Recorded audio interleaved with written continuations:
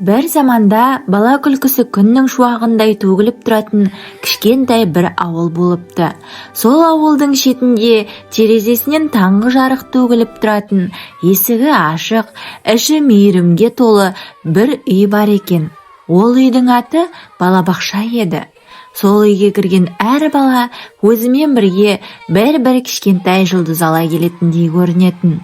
Ал сол жұлдыздарды жарқырататын адам тәрбиеші болатын. Мен кішкентай кезімде сол балабақшаның ауласында ойнап жүріп, тәрбиешімді аспандағы күнге ұқсатар едім. Ол бізге жылы сөз айтып, қолымыздан жетектеп, алғашқы сөзді үйретіп, алғашқы өлеңді жаттататын. Оның әрбір сөзі жүрегіме тамған жылы тамшыдай, жанымды жұбатып, сенім сыйлайтын. Сол кезде мен балалық арманымның ең әдемі бұрышына бір ойды жасырып қойдым. Мен де осындай болсам ғой. Уақыт өзен секілді ағып, балалық шағым алыстай берді. Бірақ жүрегімдегі сол кішкентай арман шырақтай сөнбей, керісінше жыл сайын күшейіп, жарығы арта түсті. Өйткені мен түсіндім, тәрбиеші болу жай ғана мамандық емес, ол жүректің таңдауы, мейірімнің жолы, үміттің шамын жағатын қасиетті міндет. Баланың жүрегі әлі жазылмаған ақ парақ сияқты. Ол параққа жазылатын әр әріп, әр сөз, әр іс болашақтың бейнесін салады. Сол параққа алғашқы із қалдыратын адамның бірі тәрбиеші. Мен сол параққа мейірімнің әрпін, ізгіліктің сөзін, адалдықтың суретін салғым келді. Өйткені бала ертеңгі күннің иесі, ал оның жүрегіне егілген әрбір жақсы қасиет болашақ қоғамның бақыты. Мен тәрбиеші мамандығын таңдағанда жай ғана жұмыс таңдаған жоқпын.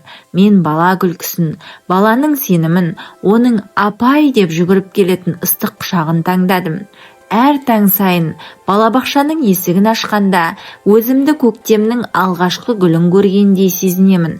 Өйткені әр бала бір гүл, ал мен сол гүлдердің солып қалмай жайқалып өсуіне су құятын бағбан сияқтымын.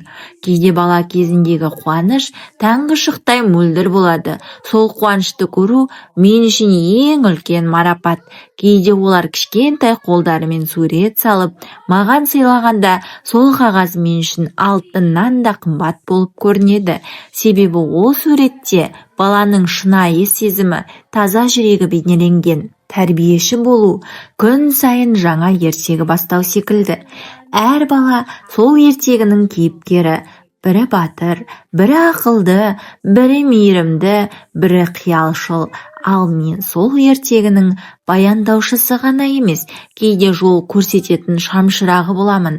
Мен осы мамандықты таңдағанда өзіме бір уәде бердім.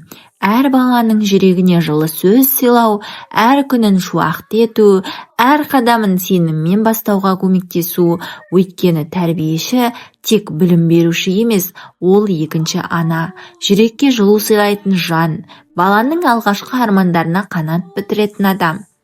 Кейде шаршаған сәттер болады. Бірақ баланың «Апай, мен сізді жақсы көремін» деген бір ауыз сөзі барлық шаршауды ұмыттырып жібереді.